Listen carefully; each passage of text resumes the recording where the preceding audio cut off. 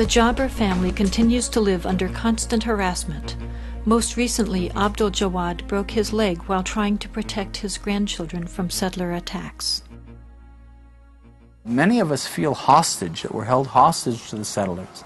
Because I think the vast majority of Israelis don't care about the occupied territories. But we're held hostage to the settlers that have enough political power within the Israeli political system that they can frustrate any attempt to get them out. And as long as they're there, the Palestinians can't possibly make peace. There are two kinds of settlers, basically. There are the ideological settlers who feel that these territories have been promised to the Jewish people by God, and they feel that every place which is mentioned in the Bible, they have not only the right but the sacred duty to come and to build a modern Jewish settlement. And if Palestinians who live on that spot have other ideas, then they have the right to break the resistance by force or to call in the army. And the other kind, which are the more majority of the settlers, are in fact ordinary Israelis who came there simply because the government was offering them very cheap housing. When you go to live there, then most of the money you get is a government loan, and if you stay there for 10 years, then you don't have to pay back the loan.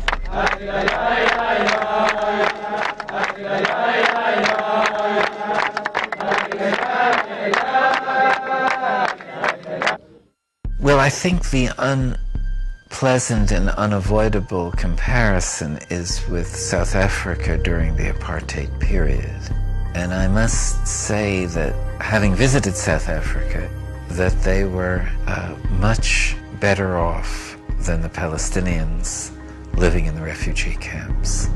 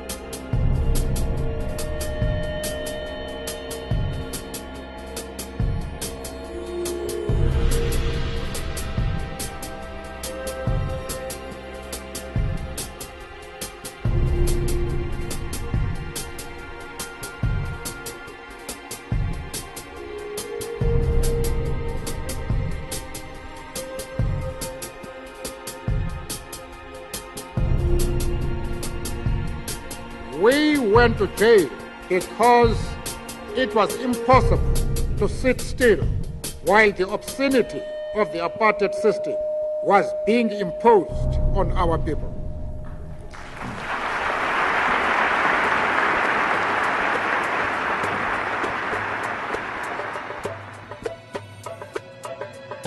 The United States is seen, quite correctly, as being the sole supporter of Israel, and that Israel would not be able to do what it is doing without American green light. The U.S.-Israeli relationship is really unique on Capitol Hill. In my 22 years that I served there was never a moment when there was really a debate about U.S. policy in the Middle East. It was always, what does Israel want? And almost always, Congress gave them exactly what they wanted without any debate, without any amendments being considered. This type policy exists as a result of a number of factors. First of all, there is the lobby, the U.S. lobby for Israel, AIPAC, American-Israeli Public Affairs Committee.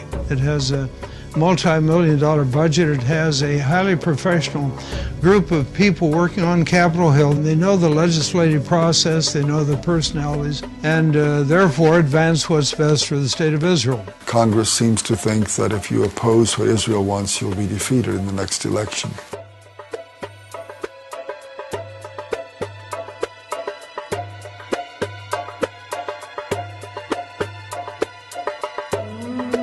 Another factor is the fundamentalist Christian community.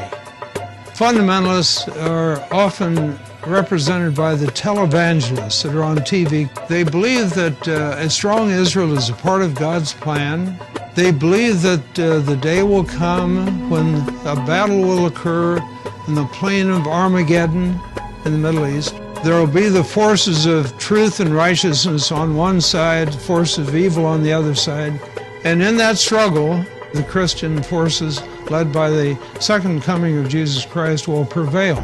All of the Jews will be either destroyed or converted instantly to Christianity.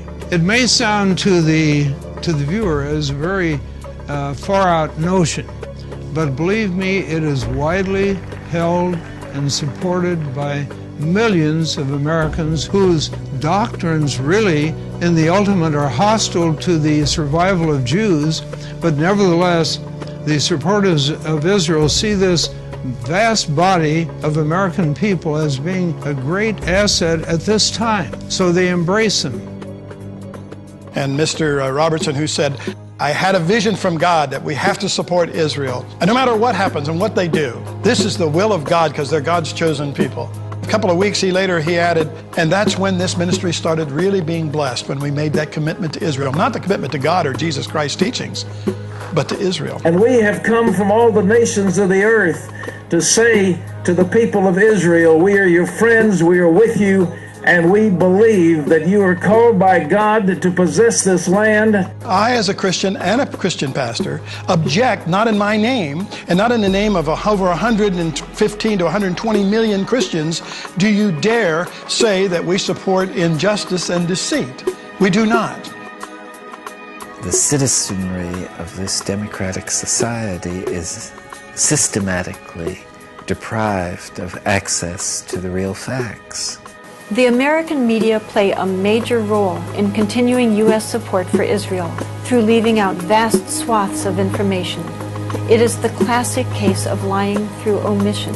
Major statements by American diplomats, senators, military leaders are going unreported. Sentences are being removed from news stories.